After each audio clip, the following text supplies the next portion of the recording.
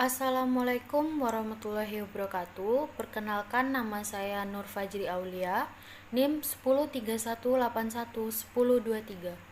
Di sini saya akan menjelaskan tentang pencegahan air asam tambang atau AAT. Berdasarkan studi kasus pengelolaan air asam tambang atau asid mining drainage di PT Bumi Rantau Energi Kabupaten Tapin, Kalimantan Selatan. Untuk lokasi penelitian ini terdapat di PT Bumi Rantau Energi yang merupakan jenis perusahaan perseroan terbatas atau PT. Kantor pusatnya terletak di Jalan Sultan Iskandar Muda, Pondok Indah Kafling, PT 5 Jakarta, Wisma Pondok Indah 2. Sedangkan kantornya terletak di Jalan Jenderal Sudirman, Bypass RT 02 RW 01, Desa Bungur, Kecamatan Bungur, Kabupaten Tapin, Kalimantan Selatan. Perusahaan ini bergerak di bidang pertambangan batu bara. Dampak penambangan. Salah satu permasalahan lingkungan dalam aktivitas penambangan batu bara adalah terkait dengan air asam tambang atau asid mining drainage. Air tersebut sebentuk sebagai hasil oksidasi dari mineral sulfida tertentu yang terkandung dalam batuan yang bereaksi dengan oksigen di udara pada lingkungan yang berair. Air asam tambang dicirikan dengan pH air yang sangat rendah, pH antara 3-5, warna perairan yang kuning kemerahan, dan berpengaruh buruk terhadap biota air. Air asam tambang atau AT disebut juga dengan asid mining drainage adalah air yang bersifat asam, tingkat keasaman yang tinggi dan sering ditandai dengan nilai pH yang rendah, yaitu di bawah 6, karena sesuai dengan baku mutu air pH normal adalah 6-9, sebagai hasil dari oksidasi mineral sulfida yang tersingkap oleh proses penambangan dan terkena air. Selanjutnya yaitu dampak buruk air asam tambang. Yang pertama itu ada dampak buruk bagi masyarakat sekitar, yaitu dampaknya terhadap masyarakat sekitar wilayah tambang tidak dirasakan secara langsung karena air yang dipompakan ke sungai telah dinetralkan dan selalu dilakukan pemantauan setiap hari untuk mengetahui temperatur, kekeruhan, dan pH. Yang kedua itu bagi biota perairan.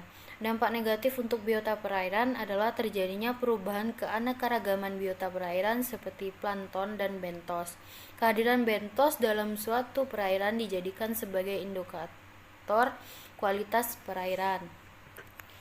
Yang ketiga yaitu bagi kualitas air permukaan. Terbentuknya air asam tambang hasil oksidasi pirit akan menyebabkan menurunnya kualitas air permukaan. Parameter kualitas air yang mengalami perubahan diantaranya pH, padatan terlarut, sulfat besi, dan mangan. Yang keempat itu ada kualitas air tanah. Ketersediaan unsur hara merupakan faktor yang paling penting untuk pertumbuhan tanaman. Tanah yang asam banyak mengandung logam-logam berat seperti besi, tembaga, seng yang semuanya ini merupakan unsur hara mikro. Selanjutnya yaitu pencegahan air asam tambang. Pencegahan air asam tambang itu terdapat dua. Yang pertama itu penempatan selektif. Menempatkan batuan yang berpotensi membentuk air asam tambang (PAF atau potential acid forming) dengan batuan yang tidak berpotensi NAF atau non acid forming ke tempat yang terpisah dengan cara ditimbun.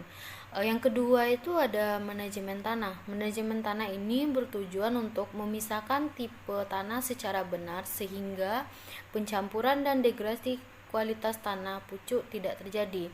Yang kedua itu menjamin kualitas tanah pucuk sebagaimana adanya struktur nutrisi tersedia digunakan dalam rehabilitasi. Pencegahan air asam tambang di PT Bumi Rantau Energi ini terdapat beberapa kesimpulan yang dapat diambil. Yang pertama itu sumber air asam tambang atau AAT adalah air dari tambang terbuka dari unit pengolahan batuan buangan, air dari unit pengolahan limbah, dan dari tempat penimbunan bahan galian. Yang kedua yaitu metode pengolahan air asam tambang yang ada di PT Bumi Rantau Energi adalah dengan metode active treatment. Yang ketiga, air yang berpotensi menjadi air asam tambang tidak hanya berasal dari pit tapi juga berasal dari unit pengolahan atau crusher. Yang keempat itu air yang berpotensi menjadi air asam tambang yang berasal dari pit dialirkan menuju sumuran SAM lalu dipompa menuju setting pond. Yang kelima, sebelum dilakukan proses penetralan terlebih dahulu dilakukan pengukuran pH menggunakan pH meter. Yang keenam, proses menurunkan tingkat kekeruhan pada setting pond atau crusher adalah dengan cara menambahkan larutan tawar. Mungkin untuk presentasi saya tentang pencegahan air tambang sekian.